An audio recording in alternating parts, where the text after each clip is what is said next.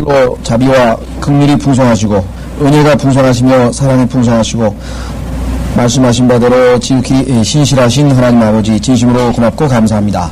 주님께서 지난 3일간도 저희를 잘 지켜보호 주시고 이날 다시 저희로 세상과 구분시키셔서 하나님 전에 앞에 모이게 하시고 저희로 하나님 말씀을 듣게 하시며 저에게 모든 하나님께 찬양할 것과 또 감사할 것을 다 내어놓게 하시니 진심으로 고맙고 감사합니다. 자비로우신 아버지 하나님, 약한 현 세상에서 주께서 말씀하신 대로 악하고 음란한 세상을 말씀하신 이 세상에 저희가 살아갈 때 주님 참으로 때로는 저희의 육신적인 생각과 또 육신적인 저희의 태도로 인해서 많은 부분에서 주님의 뜻에 어긋나는 삶을 살 때가 많이 있는 것을 저희가 고백드릴 수밖에 없습니다. 그럼에도 불구하고 주님께서는 늘 이렇게 다시 저희를 주중에 부르셔서 저희가 하나님의 말씀으로 저희를 깨끗게 하시며 저희로 다시 하나님의 음성을 듣게 하시며 또 저희에게 필요한 것들을 감국해 하셔서 저희의 영을 소생시키시고 저희의 마음을 주님께로 또 밀착시키게 하시고 주님 그리함으로 주님을 더욱 알아가고 주님을 더욱 사랑하게 해주시니 진심으로 고맙고 감사합니다. 아버지 하나님, 무엇보다도 마음에 간절히 바라는 것은 이 기도회를 주께서 더욱 뜨겁게 부흥시키시고 그리함으로 말미암아 이 교회가 이 기도회를 통해서 주님 참으로 성장해 갈 수 있도록 도와주시기를 원합니다. 이 시간에 하나님 말씀을 들을 때 주님 들을 귀를 주시고 부족한 자에게 맡기신 이 사역을 감당할 수 있도록 지혜와 명철과 주님의 영으로 충만함으로 역사해 주셔서 하나님의 말씀을 담대하게 설교할 수 있도록 도와주시옵기를 간절히 바라고 원합니다. 이 시간을 통해서 주님께서 크게 영광 얻으시고 저에게는 큰 유익이 될 수 있도록 도와주십시오. 우리 주 예수 그리스도 이름으로 기도하옵나이다.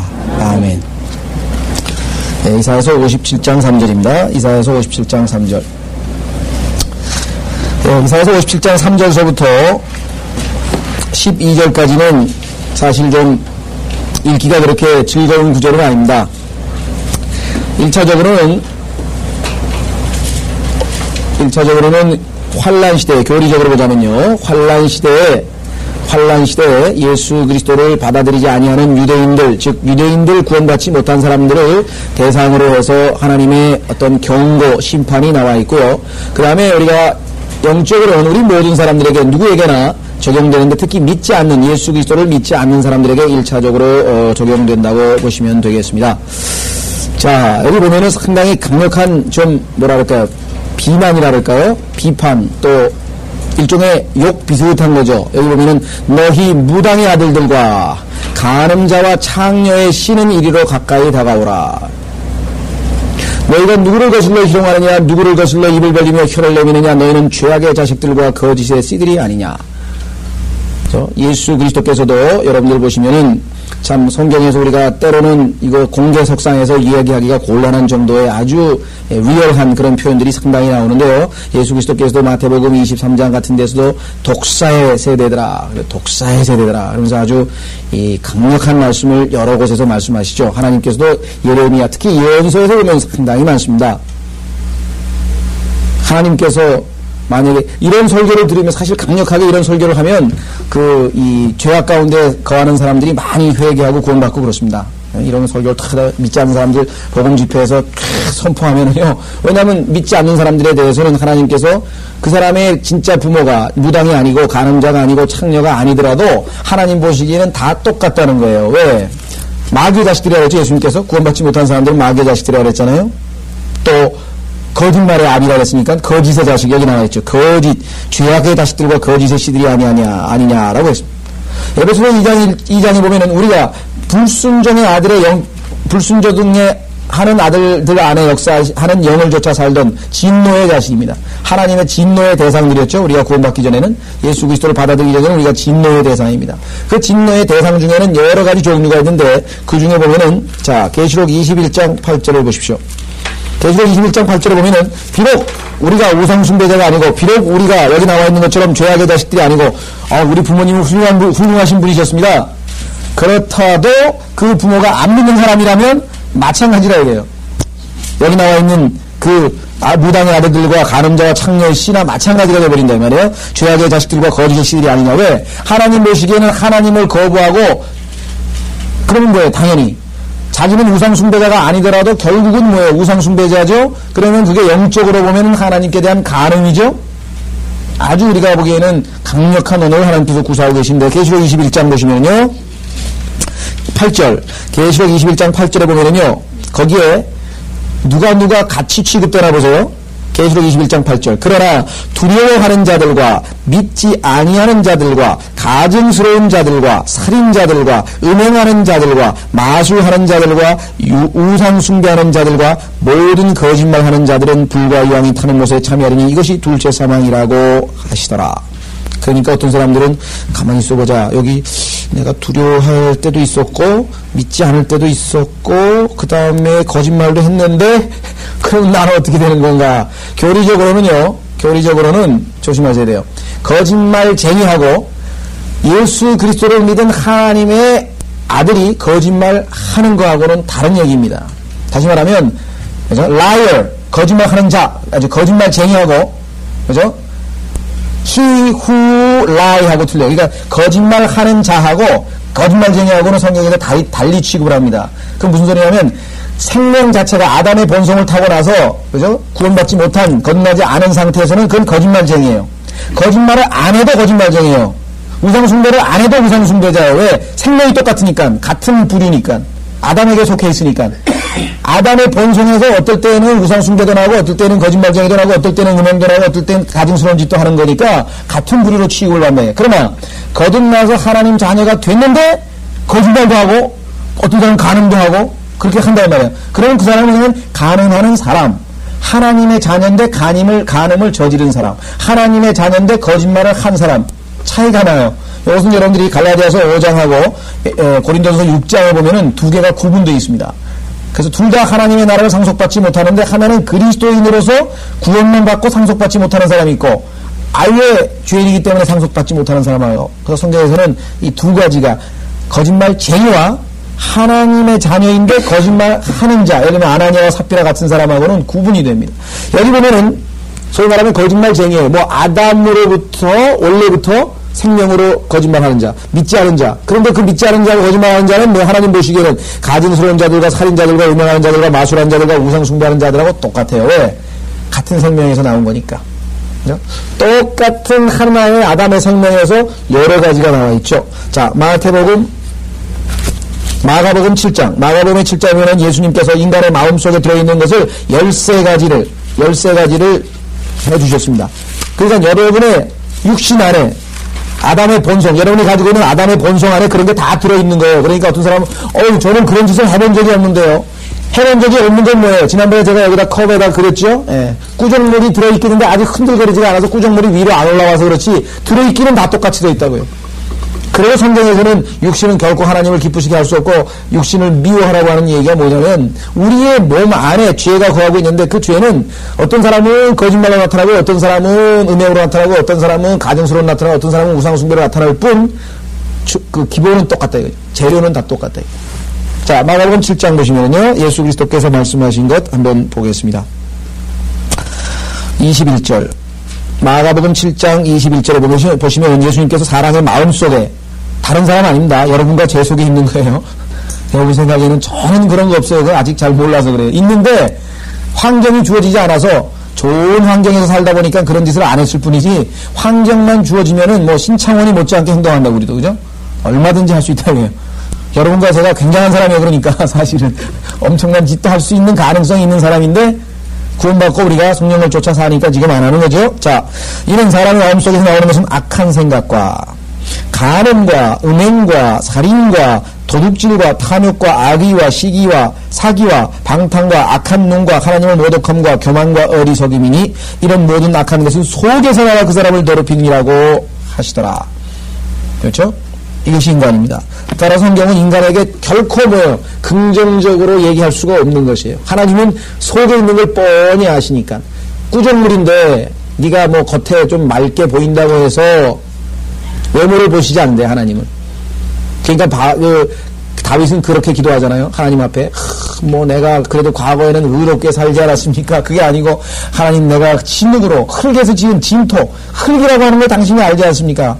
흙에서 지은 자 엽기에서 얘기한 것처럼 여자에게서 태어난 자 무가 깨끗하다고 하나님이 다만 하나님 은혜로 여태까지 내가 살다가 본성대로 죄를 졌는데 자비를 베푸시라고 하면서 성령을 떠나지 않게 해달라 이렇게 기도하는 장면이 시편 51편에 나와 있죠. 자, 그래서 이사야서 57장에 보면은 여기 보면은 어떤 사람들은 그 나하고 해당 하나도 안 되네. 무당의 아들들하고 가늠자하고 창녀의 씨도 아니고 나는 그 다음에 죄악의 자식도 아니고 거짓의 씨도 아니라고 생각하지만 믿지 않는 사람은 하나님 보시기에는 다 동일하게 일단 취급이 됩니다. 그래서 신약에서는 이것을 진노의 자식이라고 했고 불순종하는 자라고 했고 예수님은 독사의 세대라고 했고 그죠? 악하고 음란한 세대라고 했고 예수 그리스도께서 말씀하시기를 마귀의 자식들이라고 했고 마귀는 거짓말의 아비라고 성경에서 말씀하고 있습니다. 제가 알기로는 아마 이런 성경적 근거에 인해서 우리나라도 그렇고 세계 어느 나라를 가도 그렇고요. 이게 다 그 욕지거리 있잖아요. 욕에 보면은 이런 자기 어머니가 입은 창녀라든가 뭐 이런 얘기를 꼭 한다고요. 이런 욕들이 보면은 어느 나라에 가든지 다 있어요, 이게. 참 제가 보기에는 욕을 만들 때 그것도 아마 성경적인 근거가 있어서 만든 거 아닌가 싶습니다만은 우리가 보기에는 참 공개석상에서 이렇게 쉽게 얘기할 수 없는 그런 거죠. 예. 자, 그래서 하나님 보시기에는 다 차이가 없습니다. 죄에 관한 한 인간은 다 똑같다. 이게 죄에 관한 한 인간은 다 똑같다 이 말이죠. 예. 그래서 제일 거룩한 채 했던 그야말로 거룩한 채만 한 게 아니라 실제적으로 객관적으로 봐도 제일 거룩한 사람들이었던 바리새인들이 예수 그리스도로부터 회칠한 무덤이라 속에는 더러운 걸로 가득 찼는데 겉으로만 속회석을 발라가지고 무덤에다가 하얗게 칠해놨잖아요. 유태인들의 무덤은 전부 다 가면 하얗게 속회석을 칠해놔서 깨끗합니다. 묘지가 뭐 이렇게 깨끗해. 근데 속에는 뭐예요? 썩잖아요. 시체가 썩잖아요. 그러니까 회칠한 무덤이라고 예수 그리스도께서 지적을 하신 것입니다. 자, 그래서 5절에 보면은 우상숭배하는 모습이 거기 쭉 나와 있습니다. 여러분 생각하기에는요, 예수 그리스도도 인간으로서 사실 때에는 흠없이 사셨지만 우리의 모든 죄를 짊어지셨을 때 성경에 보니까 예수님도 죄인 중에 하나로 취급받았다고 이사야서 53장에 나온 것을 우리는 알 수가 있지 않습니까? 예, 그러니까 우리도 하나님 앞에서는 다 마찬가지라고 하는 것. 자, 5절로 가면은 이제 실제적으로 우상숭배하는 모습인데요. 여러분이나 저나 실제적으로 뭐 이렇게 우상숭배 미신행위를 별로 안 해봐서 실감은 잘 안 납니다만은 예, 무슨 영화라든가 아니면 뭐 우리가 상식적으로 이렇게 들어본 바에 의하면은 이 우상숭배하는 모습을 묘사하고 있습니다. 너희가 모든 푸른 나무 아래서 우상들과 더불어 너희 스스로를 불태우며 골짜기들 속 바위틈 아래서 자녀들을 죽이는도다. 우상숭배하는 것 중에 하나가 자식을 잡아서 바치는 겁니다. 우리도 뭐 임당수에다가 누군가요? 심청이를 갖다 물속에다가 집어넣었죠. 용왕에 갖다 바쳤죠.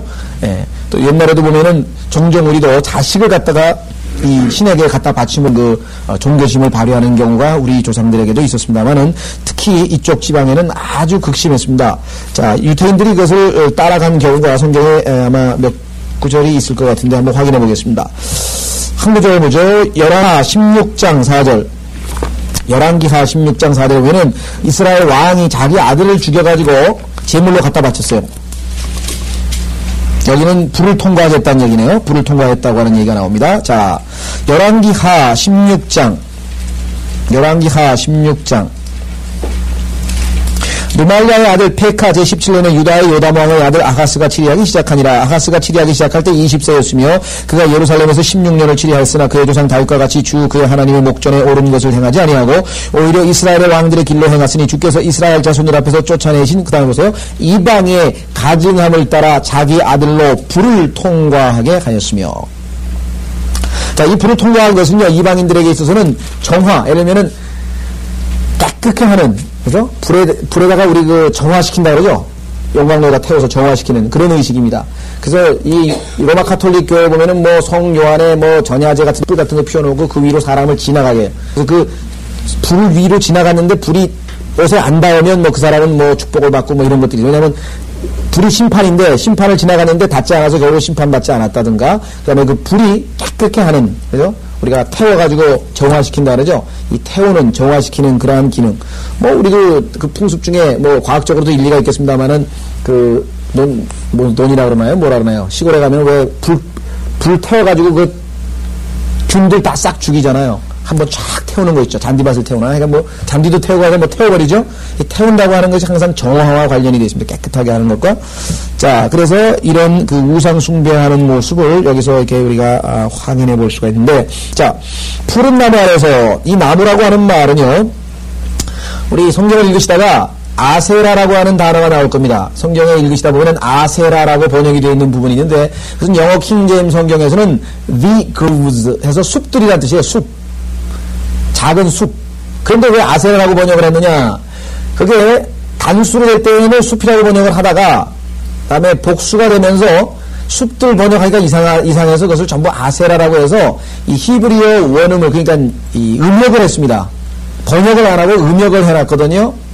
그러니까 옛날에 지금도 보면은 이 명동성당 같은 데 가면은 마리아를 갖다가 딱 모셔놓은 데 보면은 나무도 심어놓고 이렇게 저처럼 뜰처럼 만들어놨지. 거기가 다 우상숭배하는 그런 장소입니다. 그것이 유래가 어디서 되냐면요. 노아가 보면은 처음에 아라랏산에서 하나님 앞에 이제 방주에서 나와서 하나님 앞에 제게 되죠. 흠양할 만한 향기를 하나님 앞에 이제 바쳤단 말이에요. 높은 산에다가. 그래서 성경에 보면은 산당이라고 번역된 게 영어로는 high places입니다. 높은 곳. 산당에서 제사를 지냈다. 산당이란 단어가 킹제임 성경에서는 전부 다 high places인데요. 높으면 높을수록 뭐예요? 우리 생각에. 주님께로 가까이 간다 이거죠. 그래가지고 옛날에 보면은 기둥성자들 있잖아요. 10m짜리에서 이제 기둥에서 살다가 나중에 20m로 높이고 30m로 높여가지고 더 하늘나라로 가까이 간다고 그렇게 생각했던 그러한 종교적인 발상에서 나온 것이죠. 그래서 높은 곳에다가 이렇게 제단을 짜려놓고 절을 했습니다. 멕시코 같은 데 가면은 뭐라 해나요, 피라미드 같은 경우 있는데 보면 층계가 쫙 되어 있어서 맨 위에 가면 다 제전이 있어가지고 거기다 제사 지내는 데 아니에요. 높은 꼭대기에 올라가서 지내죠. 다. 당군도 그랬고 다 이 산에 높은 곳. 이제 원래는 좋은 것이었어요. 아브라함도 마찬가지로 보면은 이 높은 곳에서 하나님 앞에 창세기 12장에서 보면은 아이하고 베델 사이에다가 제사를 지내게 되죠. 이와 같은 것들은 긍정적인 것인데 나중에 가서는 하나님께서 그와 같은 것을 폐하고 하나님의 이름을 두신 한 곳을 정하셔서 거기에서만 제사를 지내겠죠. 그것이 바로 예루살렘입니다. 그러니까 예루살렘 이외에서는 못 드리게 했는데 사람들이 하나님의 명령을 거역하고 예를 들면 특히 여로보암이라고 하는 북왕국의 왕은 사람들이 예루살렘 북왕국 10지파가 만약에 예루살렘에 제사 지내러 가면 마음을 뺏겨서 다시 유다로 넘어갈까봐 그게 두려워서 단에다가 그다음에 베델에다가 거기다가 제단을 차려놓고 금송아지를 만들어놓고 거기다가 소위 말하면 제사 지내러 그렇게 우상을 조장시켰죠. 그래서 나중에 보면 이것이 결국은 우상 숭배로 들어갑니다. 그러니까 숲을 인위적으로 이렇게 조성을 해놓고 거기다가 형상을 딱 세워놓고 거기서 제사 지내는, 즉 이방신들에게 제사 지내는, 그래서 이 아세라라고 하는 것이 원래는 자그마한 숲들이라고 하는 그러한 의미입니다. 자, 그래서 푸른 나무 아래서 우상들과 더불어 너희 스스로를 불태우며 골짜기들 속 바위투만에서 자녀들을 죽이는도다. 그래서 자녀들을 죽여가지고 홀로 하나님 앞에 바치는 그러한 아주 이 우상 숭배였죠. 아시다시피 사람은 우리가 제물로 바칠 수 없는 것인데도 불구하고 이렇게 존경심을 발휘한 것을 볼 수가 있습니다. 그래서 우상숭배의 모습이라고 하는 것을 우리가 확인해 볼 수 있고요. 자, 6절에 심지어는 시냇가의 매끄러운 돌들 가운데 내 분깃이 있으니 그것들이 내 몫이니라. 내가 심지어는 그것들에도 제물로 술을 붓고 음식 제단을 드렸으니 내가 이런 이들 가운데서 위로를 받을 수 있겠느냐. 심지어는 모르겠어요. 왜 이런 풍습이 있었는지. 역사적으로 이것도 저는 잘 모르겠습니다만은 아마 그 시냇물에 물속에 들어있는 그 돌을 또 아마 이렇게 섬기는 그런 풍습이 있었는지 모르겠는데 이것이 글쎄요. 그 요단강을 건널 때 돌을 12개 그 지파마다 하나씩 꺼내가지고 거기다가 기둥을 세웠는데 그것을 섬기는 건지 어쩐지 잘 모르겠어요. 실제적으로 여러분들 보시면은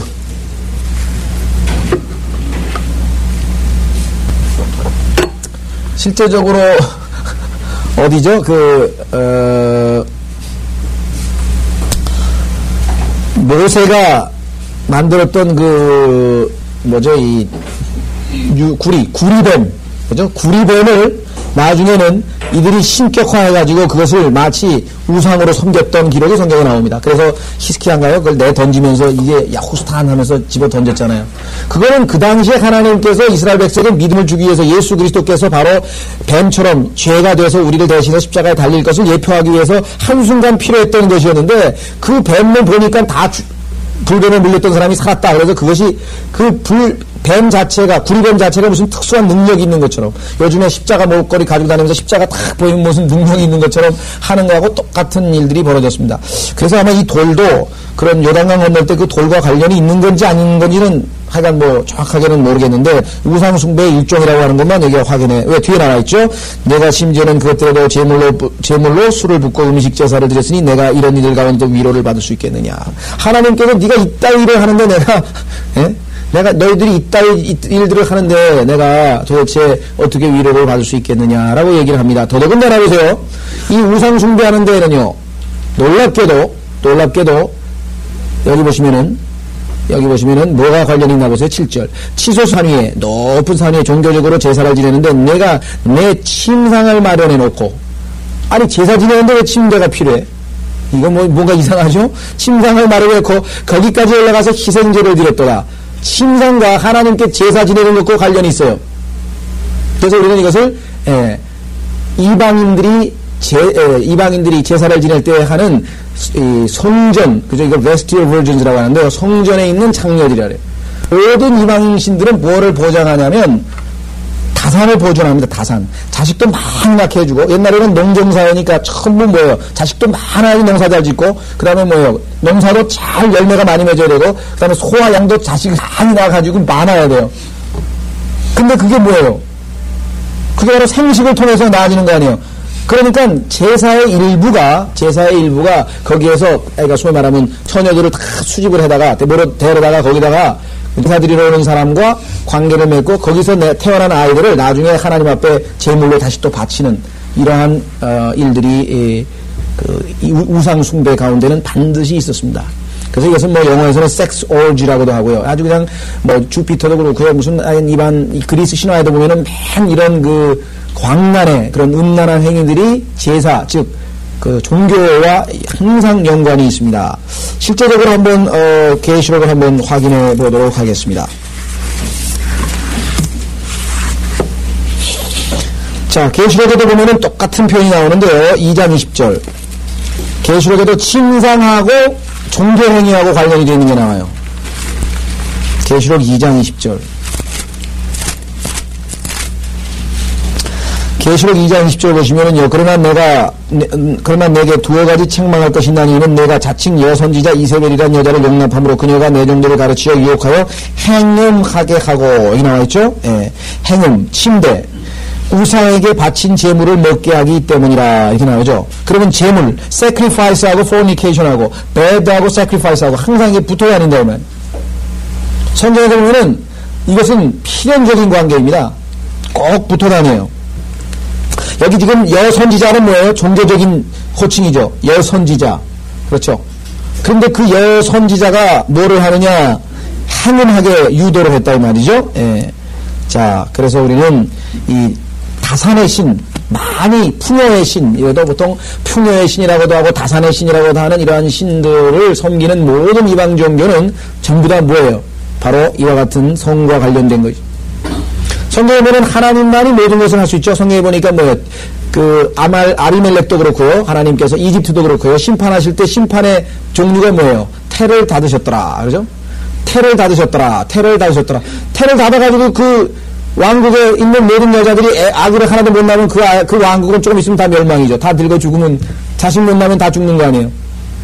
그러니까 생명, 그 요즘에 생명공학, 그 다음에 생명사상, 김지하의 생명사상, 생명공학, 생명자연, 이것은 마지막 시대에 엄청난 우상숭배를 예비하고 있는 그러한 현상들입니다. 성경적으로 봤을 때 이와 같은 현상이 피렁코 다시 일어나게 되는데 그 생명 현상의 가장 클라이맥스가 뭐냐?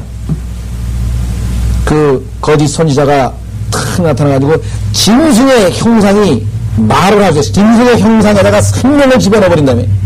생명을 줘가지고 짐승의 형상이 말을 하게끔 되는 엄청난 기적을 일으켜야 돼요. 지금 인간의 염색체는 지금 거의 다 게놈 연구소에 의해서 다 분석이 되어 있습니다. 게놈 연구소에서 인간의 염색체를 다 돼서 이제 인간이 이론적으로 현재 창조해낼 수 있는 그런 기술 수준까지 와 있다고 하죠. 결국은 이 생명, 하나님만이 하실 수 있는 생명을 인간이 지금 아마 거기에다가 지금 침범하고 있는 그 영역, 하나님의 영역을 침범하고 있죠. 자, 하나님의 영역을 침범한 것 한두 가지가 아닙니다만은 제일 우리가 이제껏 침범한 것은 이 대기권까지, 즉 새가 날아다니는 공간까지만 하나님께서 인간에게 허용하셨는데 그 인간이 우주선을 쏴올려 가지고 결국은 성경에 보면은 창공, 궁창이라 그랬죠? 궁창에는 악한 영들이, 영적인 악들이 가득한 곳에 지금 인간이 우주선을 타고 올라가 가지고 악한 영들에 의해서 많은 영향을 입고 있는, 우리는 잘 모른다마는 성경에 그와 같은 영향을 입고 있는 현상들이 우리 주변에 지금 벌어지고 있는데요. 자, 여기 또 다른 것 하나가 여기 나와 있습니다. 침상과 희생제. 침상과 희생. 여러분들, 이방 종교들 보면 다 무슨 일이 벌어집니까? 이단 보면 꼭 이 성적인 문제가 꼭 발생해요. 뭐 문선명이 예를 들을 것도 없이 이재록도 마찬가지고 정명석도 마찬가지고 보면은 다 교주가요. 교주가 결국은 다 보면은 나중에 그런 이 교리를 내세워가지고 이상한 교리를 통해서 결국은 많은 그런 피해자들이 나오게 되죠. 자, 이스라엘 백성도 마찬가지였습니다. 여러분 성경 읽어보면은 엘리라고 하는 제사장의 아들들이 있었는데 이 젤리의 제사장들이 뭐예요? 성전에 제사 드리러 오는 여자들과 동침했다고 성경에 나오죠. 그래서 그런 짓을 저질렀다고 성경에 보면 나오잖아요. 그러니까 제사와 이 음행이라고 하는 것은 성경에서 항상 밀접한 관계가 있습니다. 그래서 항상 뭐예요? 큰 음녀 바빌론으로 생각할 때는 이상하게 왜 종교하고 그거하고 연관이 되는다 그러는데 성경에 보면 이건 일관되게 여기서 주님께서도 언급을 57장 7절에서 해 놓으셨습니다. 자, 8절. 내가 또 문과 기둥들 뒤에다 내 기념물을 세워두었으니 이는 내가 나보다는 다른 자에게 내 자신을 드러내고, 보세요. 나보다는 다른 자에게 내 자신을 드러내고, 디스카버 그런 말에 카버라고 하는 것은 덮단 말이잖아요. 덮는다. 가린단 말입니다. 예수 그리스도께서 우리를 의미해 주시면 우리는 하나님 앞에 우리의 더럽고 추악한 죄의 모습을 가리고 가죠. cover, 덮는다. 그게 어토먼트라는 뜻인데요. 덮는다. 속죄, 죄를 가려준다. 이게 덮는다. discover라면 뭐예요? 반대말이 되니까 우린 발견한다고 하는 단어가 있지만 이거는 뭐예요? 바깥으로 드러내는 거예요.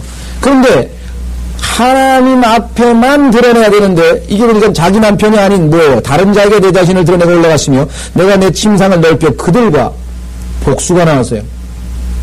이게 소위 말하면 뭐라 그래요? 집단 혼음 뭐 이런 거 있죠? 그리스 신화에 보면은 집단 혼음한 거 여러분 보셨어요? 신들이 막 그야말로 뭐 엉망진창으로 막 난리법석이 나는 것을 우리가 그리스 신화에서 읽어볼 수 있습니다. 자, 여기도 나와있죠? 그들과 더불어 언약을 맺었고, 언약, 우리 보통 결혼할 때 서약하죠? 그런 식으로 언약을 맺었고, 내가 보았던 그들의 침상을 사랑하였습니다. 우리가 전부 다 이 영적인 간음과 우상숭배가 같은 것이라고 하는 것을 성경에서 계속해서 지금 보여주고 있습니다. 여러분들이 정말 에스겔서 16장이나 에스겔서 23장 또 여기 올라와 있는 이사야서 57장 같은 경우는 사실 공개석상에서 이거 강론하기도 이렇게 쉬운 일이 아닌 그런 내용들입니다. 특히 에스겔서 16장 23절에 보면은 뭐 너무 그냥 막 노골적으로 막 그 우상 숭배하고 음행하는 모습이 다 그려져 있어가지고요. 읽기도 혼자 조용히 읽어야지 공개적으로 읽기도 참 민망스러운 그런 짓들을 해놓은 것을 성경에 그대로 기록을 해놨습니다. 자, 그래서요. 우리는 다시 8절로 9절로 가겠습니다.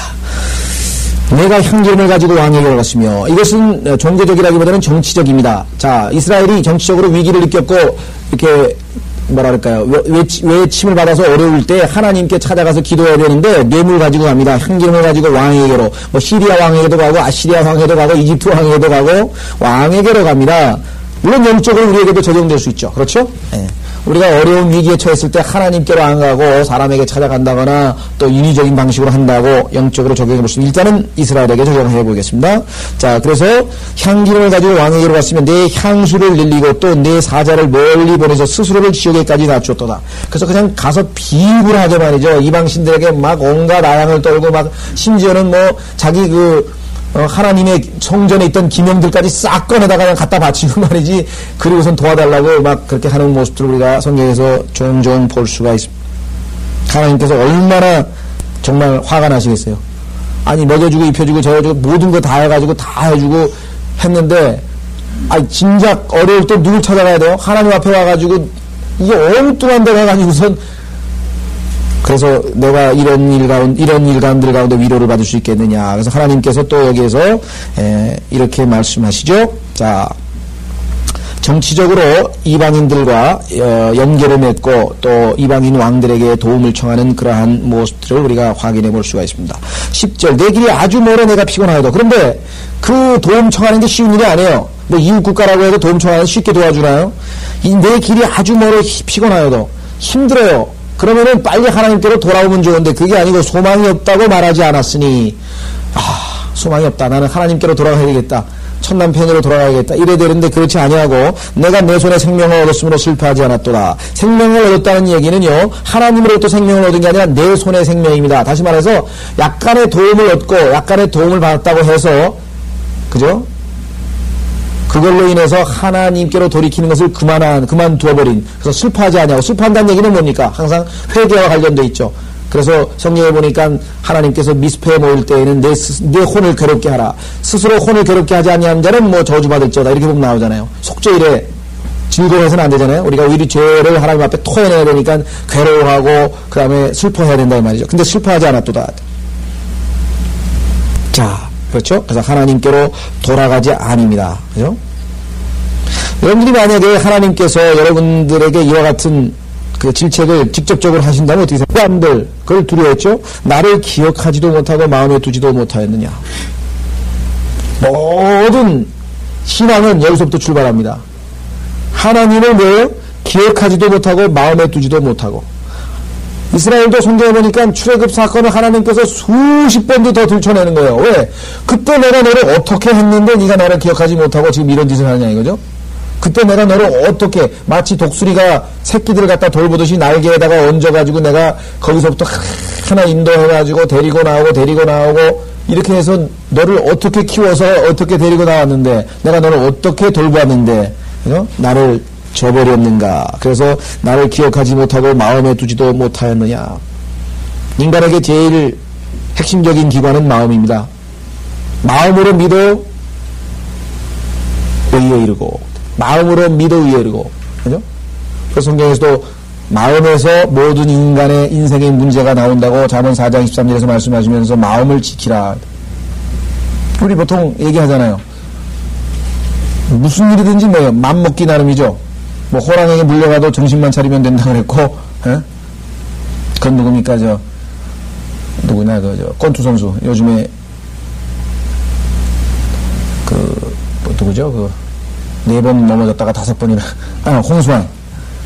그 홍수환 선수가요, 뭐로 유명하냐면, 다운이 얻어맞아가지고 4번이나 자빠졌으면 사람이라는 게 벌써 이게 정신을 잃잖아요.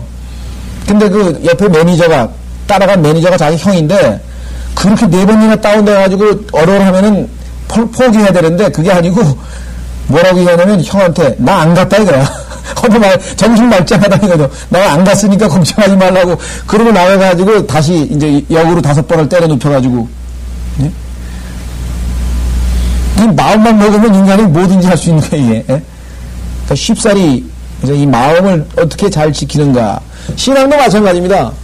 하나님에 대한 사랑이 서서히 식어가면서 뭐예요? 결국은 모든 문제가 다 발생해버리는 거죠. 솔로몬 같이 그렇게 놀랍게 하나님 앞에 성전 봉헌할 때 기도를 보면은요, 어마어마한 기도를 합니다. 또 하나님께서 정말 칭찬도 했잖아요. 지혜를 구하고. 근데 좀 이따 보면은 그의 마음이 주님으로부터 멀어지기 시작하더니 결국은 뭐예요? 타락하고만. 그리스도인들에게서는 이 마음을 지키는 일이 중요합니다. 나를 기억하지도 못하고 마음에 두지도 못하였느냐. 하나님께서 우리에게 연방 질책하는 것은 하나뿐입니다. 내가 너를 구원했던 그 순간을 한번 기억해보라 이게. 네가 고통스러운 가운데서 나를 불러냈던 그때를 생각해보라. 네가 괴로워할 때 너를 위로했던 그 순간을 기억해보라 이게. 그래서 이 신앙생활을 어떻게 보면은요, 기억입니다. 모세도 누차 신명기가 뭐예요? 계속 하나님께서 그동안에 인도했던 거 다시 한번 재반복해요. 다시 반복하면서 기억나게 해주는 거예요. 기억나게. 이걸 왜 하는 겁니까? 기억나게 해주려고. 잊어버릴까봐 기억나게 해주려고. 기념하려고. 기억나게 해주려고. 우리 보고 왜 예수 그리스도께서 그 주의 만찬을 하라 그래요? 나를 기억하라고. 주님 안 잊어버렸는데. 입으로는 안 잊어버렸죠. 입으로는. 마음으로는 뭐 이미 잊어버린 지 오래됐다 이거.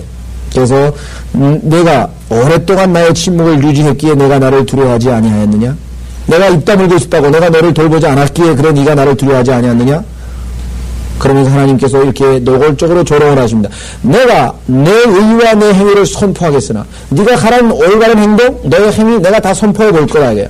그러나 그것이 내 앞에서 너를 절대로 구원하지 못한다. 왜? 이는 그것들이 내게 무익할 것이기 때문이라.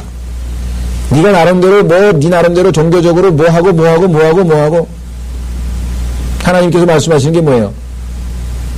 마음이다 이게. 네가 입술로는 나를 고백하라 마음으로는 내게서 이미 멀어졌다고 주님께서 말씀하셨죠. 네가 아무리 뭐하고 했다고 해서 내가 하나님 앞에 가서 번제도 드리고 희생제도 드리고 뭐도 하고 하나님께서는 뭐예요? 그거 마음에도 없는 그런 짓 나중에 지겹다고 해. 나는 그 냄새 맡기도 아주 지겨우니까 나한테. 우리도 예를 들면 종교행위로 치자면 예를 들면 우리가 열심을 내면요. 자, 일주일에 새벽에 매일 하죠? 새벽에 매일 하고, 그 다음에 또, 철야기도 하고, 하고. 그럼 보통 좀 열심인 그런 보통 교인들은 일주일에 한 10번 간다고요, 교회를. 그게 나쁜 건 아니에요. 마음에 진정이 우러나 뜨거운 마음으로 갔으면 나쁠 거 없죠. 주님께서 원하시는 것은 기억하지 못하고 마음에 두지 아니하였다고 성경에서 말씀하고 있습니다. 그래서 하나님께서는 네가 아무리 의와 네 행위가 대단한 것 같이 해봐야 내가 선포할 텐데 너에게는 결코 전혀 유익하지 못할 것이라고 성경에서 이렇게 말씀하고 있습니다. 자, 그래서 허망한 것뿐입니다. 허망해요. 자, 그래서 우리의 행위는 하나님 보시기에 다 더러운 걸레 같다라고 이사야서 64장에서 말씀했죠. 자, 그래서 13절 내가 부르짖을 때에 이제는 이제 할 수 없이 뭐예요? 위기가 닥쳐서 도와달라고 부르짖을 때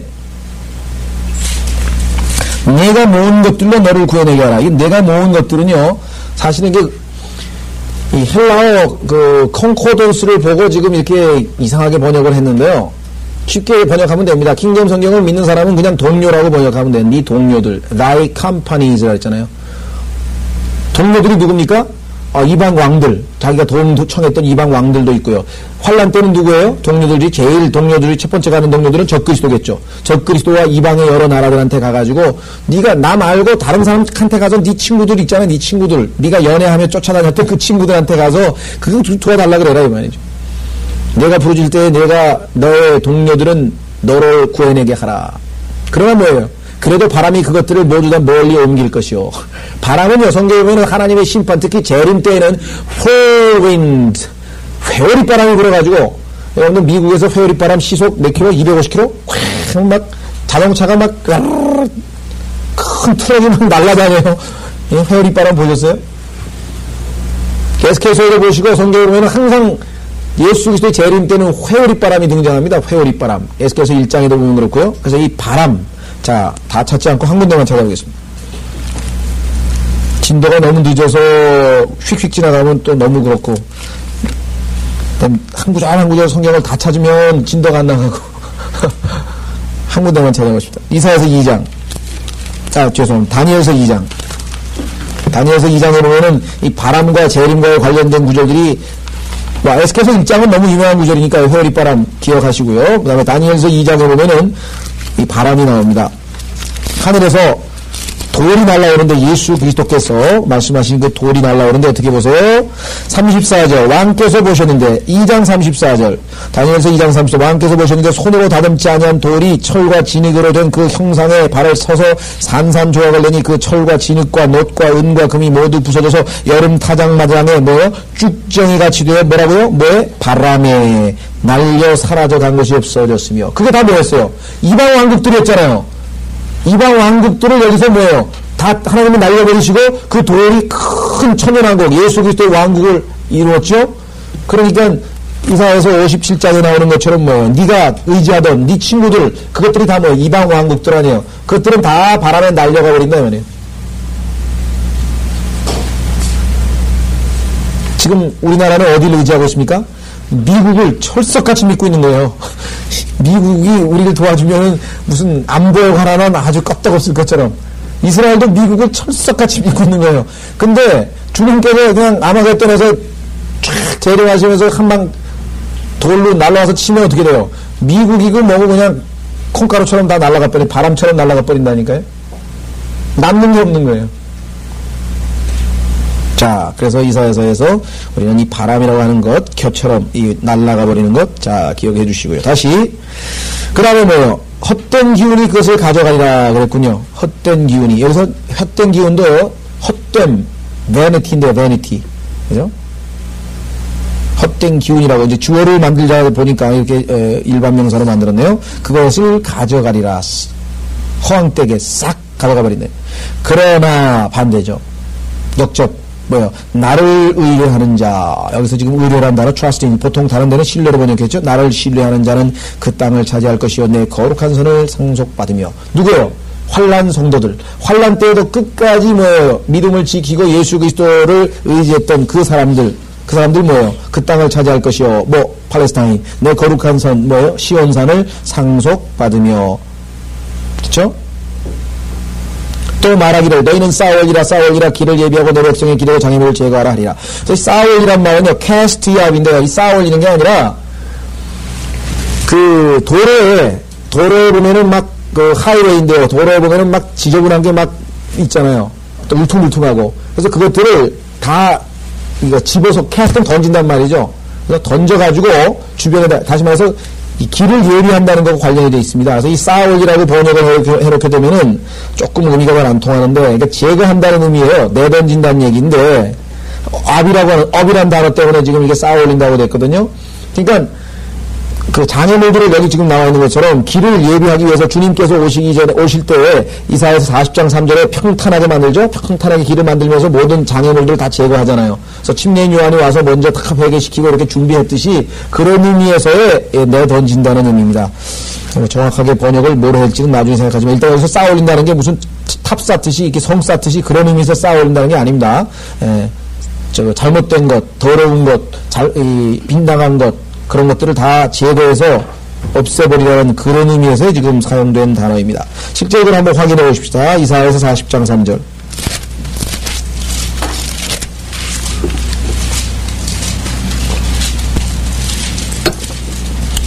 이사야서 40장 3절은 초림 때에 침례인 요한이 외쳤지만 늘 말씀드리지만 초림 때가 뭐예요? 재림 때 다시 재현된다고 했죠.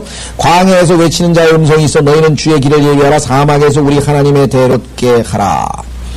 그러면 모든 골짜기는 솟아오를 것이며 모든 산과 작은 산은 낮아질 것이라. 구부러진 것이 굳게 되며 울퉁불퉁한 것들이 평탄케 되리라. 주의 영광이 나타나게 될 것이며. 보세요. 분명히 5절의 내용이면 주의 영광이 나타나는 것 재림이죠. 초림 때에 뭐예요? 주의 영광이 못 나타났죠. 왜? 유대인들이 반대했기 때문에. 모든 육체가 그것을 함께 버리니 이는 주의 이것을 말씀하셨습니다. 그래서 교리적으로 보자면요, 신의 산에 예수 그리스도께서 강림하셔서 유대인들이 이스라엘 백성이 그 여리코서 무너뜨리고 가나안에 입성했던 그 길, 즉 그 길을 지금도 그렇고 옛날에도 그렇고 뭐라고 하냐면 왕의 대로라고 불렀습니다. 킹스 하이웨이라는데 킹스 하이웨이. 그래서 사막에 많은 뭐랄까, 이 짐 싣고 상인들이 왔다 갔다 했던 그거거든요. 거기를 따라서 이스라엘 백성들이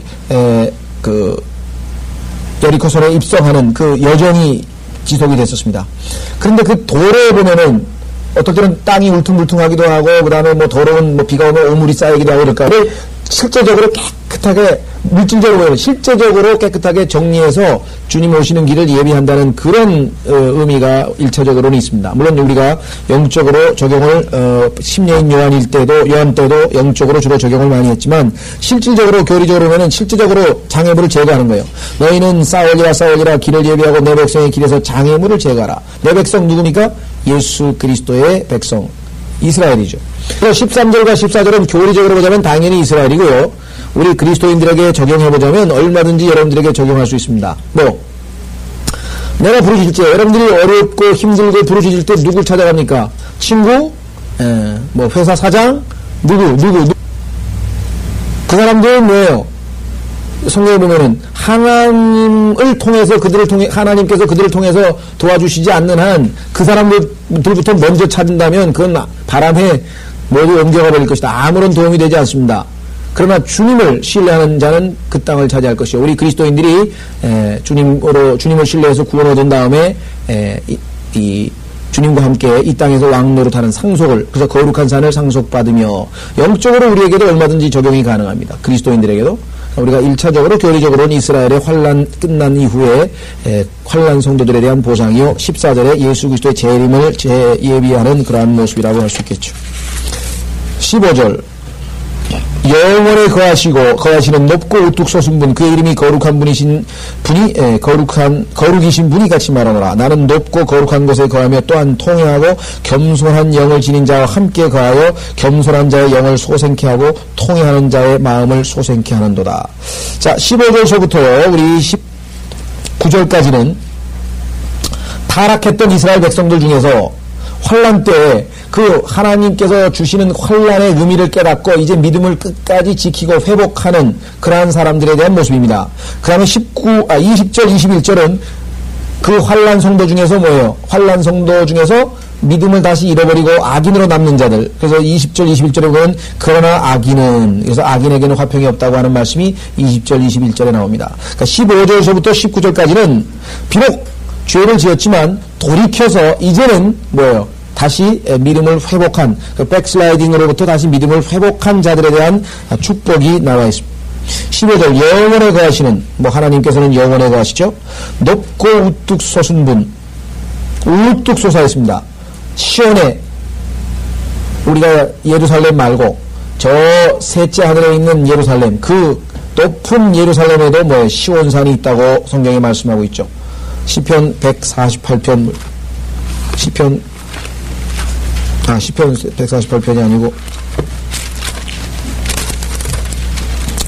48편. 시편 48편에 보면은요, 셋째 하늘에 하나님이 계신 곳에 하늘에 있는 시온산이 있습니다. 하늘에. 이 땅에 있는 시온산 말고 하늘에 있는 시온산. 히브리서 12장에 나오죠. 하늘에 있는 시온산이라고 했던 그 시온산이 여기에 설명이 되어 있습니다. 시편 48편 1절 주는 위대하시니 우리 하나님의 도성과 그의 거룩한 산에서 크게 찬양하리로다. 북편에 있는 위대한 왕의 도성 시온산은 그 자리 잡은 것이 아름다우며 온 땅의 기쁨이니 하나님께서 그 궁전들에서 피난처로 알려지셨도다. 여기 나와 있습니다. 위대한 왕의 도성 시온산, 이 땅에 있는 게 아니고 셋째 하늘에 있는 것입니다. 셋째 하늘에 있는데, 그래서 하나님께서는 높은 곳에 거하십니다. 실제적으로 거리로 치자면 그 물이 발견된 곳이 200억 광년이라고 그러지. 난 계산도 못하겠어요. 빛이 200억 년을 가는 거리라고 하니까 어떻게 계산해요? 빛이 1년 동안 가는 거리가 95km인가 그렇대요. 그래서 1광년이라고 하는데 1광년. 200억 년을 가야 되는 거리에 성경에서 얘기하는 셋째 하늘 밑에 둘째 하늘과 셋째 하늘 사이에 기품이라고 하는 물이 거기에 있다 이거예요. 그래서 과학자들이 발견했다는 거죠. 허블 망원경으로 발견해냈대. 있다 이게 물이 엄청나게 태평양에 30억 배가 되는 물이 지금 우주 위에 있다는 거죠. 자, 그래서 그 북쪽 위에 높은 곳, 우리가 일반적으로 얘기할 때 어떤 분들은 하나님은 어디든지 다 계시는데, 그렇죠? 여러분들 솔로몬이 뭐라고 기도했습니까? 솔로몬 열왕기상 8장에 보십시오. 우리가 성경에서 하나님이 셋째 하늘에 높은 곳에 계신다 그러면 어떤 사람은 하나님은 온 만유에 다 계시는데 그렇게 반박을 하려고 하는 사람이 있는데, 항상 문맥을 보셔야 됩니다. 자, 열왕기상에 보시면 8장 26절, 열왕기상 8장 26절은요, 솔로몬이 그야말로 하나님께 이 성전을 봉헌하고 드리는 기도입니다. 그 기도에 보면은 솔로몬이 다 알고 있어요. 뭐라고 했냐면은, 하나님께서는, 자, 열왕기상 8장 26절 보세요. 뭐라고 했나 보세요. 오 이스라엘의 하나님이여, 이제 내가 주께 간구하오니 주께서는 주의 종 내 아버지 다윗에게 말씀하신 주의 말씀을 확증하소서. 그러나 하나님께서 참으로 땅에 거하시리이까? 보소서, 하늘과 하늘들의 하늘이라도 주를 수용할 수 없거늘 하물며 내가 건축한 이전은 얼마나 못 미치겠나이까? 하나님께서 여기 거하신다고 말씀하셨지만 내가 그게 무슨 의미인지 안다 이거예요. 왜? 하나님께서 거기에 관심을, 그 눈동자를 거기에다 두시고 우리가 그것을 향해서, 예루살렘을 향해서 하면 주님이 되어달라고 그렇게 기도를 바꾸게 되죠. 하나님이 거기서 거하신다고 하는 의미가 하나님의 거룩하신 그 본질, 하나님의 본질 자체가 거기에 거하는 게 아니고 셋째 하늘에 하나님께서 거하십니다. 그렇죠? 거룩하신 그 분 자체는, 만약 하나님께서 지금 이곳에 내 앞에 나타나시면 어떻게 돼요? 우리는 그 거룩함 앞에 요한처럼 기절해버리죠. 죽는다고요. 죽어요. 그죠? 금을 거놓고 만약에 시내산에서 조금이라도 하나님 앞에 가까이 갔다가는 다 즉사하잖아요. 짐승이고 뭐고 다. 그러니까 하나님의 거룩하신 그 본질 자체는 셋째 하늘에 있다. 그러나 실제적으로 하나님께서는 뭐예요? 모든 만유의 모든 곳에 다 임재하시죠. 존재하시죠. 그것을 똑같은 것으로 봐서는 우리가 곤란한 얘기입니다. 자, 시편 139편에 보면은 주님이 어디든지 다 계신다 그랬어요. 지옥에도 계시고 다 계신다 그랬어요. 그럼 뭐 나무에도 계시고 온 우주에 다 계신 거 아니에요? 안 믿는 사람에게도 계시죠? 어떤 의미에서? 안 믿는 사람에게 성령께서 뭐 계속해서 지금 뭐라고 말씀하세요? 나를 믿지 아니하는 죄다 이게요. 내가 의에 대해 죄에 대해 심판에 대해 너를 책망한다 하면서 자꾸만 역사하고 계신 것, 그것이 그 사람에게 성령이 임하신 거냐? 그건 아니잖아요. 구분해야죠. 성령께서 지금 두루두루 역사하시지만 안 믿는 사람은 그 안에 거하시는 건 아니죠. 그러나 우리 믿는 사람은 우리 안에 들어와서 거하신다 그랬죠. 그런 의미에서는 차이가 있다 이래요. 그런 의미에서 봤을 때 하나님의 진짜 거룩하신 그 본질은 셋째 하늘에 지금 계십니다. 시편 139편 시편 139편 7절 시편 139편 7절 내가 주의 영으로부터 벗어나 어디로 가며 주의 면전에서 보더라 어디로 가리이까. 내가 하늘로 올라갈지라도 주께서는 거기 계시며 내가 지옥의 잠자리를 마련한다 하여도 보소서 주께서는 거기 계시나이다. 어디를 가든지 주님은 항상 계신 것은 사실이에요. 그렇죠? 예. 자, 그런 의미에서 우리는 그 세 가지를 구분해서 우리가 봐야 됩니다. 다시 이사야서 58장으로 오셔서 그런데 넓고 거룩한 곳에 거하며 또한 통회하고 겸손한 영을 지닌 자와 함께 거하여. 자, 통회하고 겸손한 영을 가진 분 첫 번째 제일 뭐야? 예수 그리스도셨습니다. 그렇죠? 그래서 교리적으로 보자면 예수 그리스도께서 지금 뭐야? 하나님 보좌 우편에 앉아 계신다고 성경에서 말씀하고 계시죠. 그러나 영적으로 우리에게 적용하자면 우리도 뭐예요? 통회하고 겸손한 영을 지닌 자와 함께 하나님께서 뭐예요? 도와주시고 인도하시고 소생시키시고 이렇게 하는 거죠.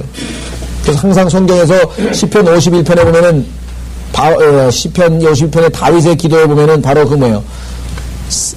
여기서 지금 통회한다고 하는 번역한 것은요, contrite란 단어인데 이것은 부서진이라는 뜻입니다. 우리 상한 심령이라 그러죠. 상한 심령, 부서진 마음, 다 아주 그죠? 그런 마음을 이 contrite라고 하는 말을 썼는데 시편 51편을 보십시오. 시편 51편.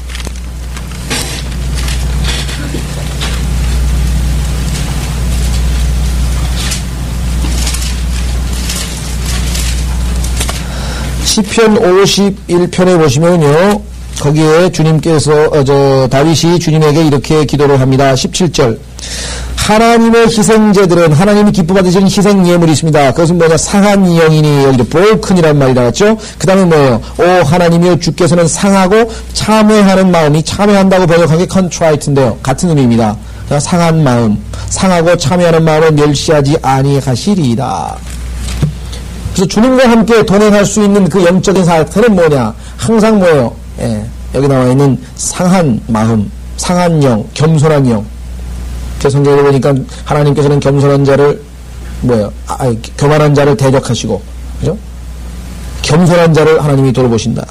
그래서 여기서도 지금 동일한 의미입니다. 그래서 영적으로는 우리 그리스도인 생활에서 얼마든지 적용할 수 있는 귀하고 귀한 구절이 15절입니다. 교리적으로는 바로 하나님 우편에 앉아 계신 예수 그리스도에 관한 얘기죠. 예수 그리스도에 관한 얘기. 자, 16절 지금 시간이 어떻게 되나? 35분. 예, 조금 더 하면 되겠네요. 16절. 자, 내가 영원히 다투지 아니하면 내가 항상 진노하지 않을 것이니 이는 그 영과 내가 지은 혼들이 내 앞에서 곤비할까 함이라. 보세요. 하나님께서 이스라엘 백성들 가운데 돌이킨 자, 즉 타락하였다가 다시 마음을 돌이킨 자에게는 여기서 하나님께서 위로하시고 다시 회복시키시는 것입니다. 17절. 그러니까 그의 탐욕의 죄악으로 인하여 내가 진노하여 그를 쳤으며, 자, 한 번은 뭐예요? 탐욕했어요. 죄 지었어요. 그 다음에 내가 나를 가리고 진노했으나 하나님께 자기 자신을 숨겨버렸어요. 이 숨긴다는 단어가 마태복음 13장에서 나왔죠. 자, 상인이 뭘 샀어요? 밭에서 돌무를 사가지고 숨어버린다 그랬죠. 이스라엘에게 적용되면은 하나님께서 2000년 동안 교회 시대에 자기 자신을 숨어버리는 모습, 그러나 우리 그리스도인들에게도 얼마든지 적용되죠. 우리가 죄악 가운데 있으면 하나님께서 아무리 불러도 응답하지 아니하신다고 했죠. 내가 나를 가리고 진노했으나 그러나 하나님께서는 뭐예요? 결국은 자기 마음의 길을 완고하게 갔도다. 즉 17절에 이렇게 죄를 지었다가 하나님께서 징계하시면 회복을 한다 이 말이에요. 심계하셔서 돌이키면 18절 내가 그의 길을 보았으니 그를 치유해 주리라. 또 내가 그를 인도하여 그와 그의 슬퍼하는 자들을 향하여 위로를 회복하리라. 내가 입술의 열매를 지었으니 입술의 열매. 여러분들 나는 기쁘다. 나는 정말 행복하다. 나는 정말 우리가 일상생활에서 그리스도인이기 때문에 그런 고백을 하죠.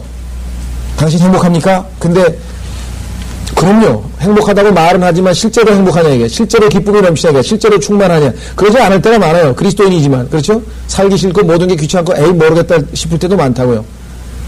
왜? 주님이 함께 하시지 않으면 그렇게 된다. 그리스도인이. 냉랭하고 그냥 모든 게 다. 그런데 주님께서는 뭐예요? 입술의 열매를 지었으니. 내가 입술에서 얘기했던 그대로 내 안에 화평이 생기고 내 안에 기쁨이 생기고 그것은 다 뭐예요? 주님이 주시는 축복으로 은혜로 마련되는 것이죠. 그래서 평안하라. 멀리 있는 자와 가까이 있는 자도 평안하라. 멀리 있는 자 이방인, 가까이 있는 자 유대인 평안하라. 주가 마으라. 내가 그를 치유하리라. 자, 다음 시간에 계속해서 더 자세히 보겠습니다만 우선 15절부터 19절까지는 일단은 누구예요? 타락했으나 즉 주님으로부터 멀리 떨어졌으나 다시 돌이킨 자들에 대한 하나님의 회복과 위로가 돼. 그런데 20절과 21절은 뭐예요? 그러나 악인은 동요하는 여동하는 바다와 같으니 안정하지 못할 때 물결이 진흙과 오물을 솟구쳐내게 하는 바다 같도다. 악인에게는 화평이 없다고 나의 하나님께서 말씀하시니라. 1차적으로 유대인들 가운데 20절 21절은 환난 때 믿음을 지키지 못하고 심판받게 되는 악한 자에 대한 대상입니다. 그렇죠? 그리고 이 악한 자는 물론 적그리스도가 제일 대표적인 사람이 되겠습니다. 그래서 올바로 회복되는 자와 회복되지 못하는 자, 즉 하나님께서는 그리스도인들은 그죠? 그리스도인들은 뭐예요? 징계하셔가지고 회복시키죠. 그러나 회복되지 아니하더라도 그리스도인들은 뭐예요? 멸망당하는 건 아닙니다. 그러니까 유대인들은 여기 보면 20절, 21절처럼 하나님으로부터 완전히 멸망당하는 두 가지를 우리가 구분해서 보시면 되겠습니다. 다음 시간에 우리 16절에 중요한 내용 계속해서 조금 더 자세히 보겠습니다. 전체적인 맥락은 15절부터 19절까지가 타락했다가 회복된 자, 20절, 21절은 회복되지 못하고 멸망당하는 자 이렇게 구분해서 일단 보시고요. 다음 시간에 16절부터 계속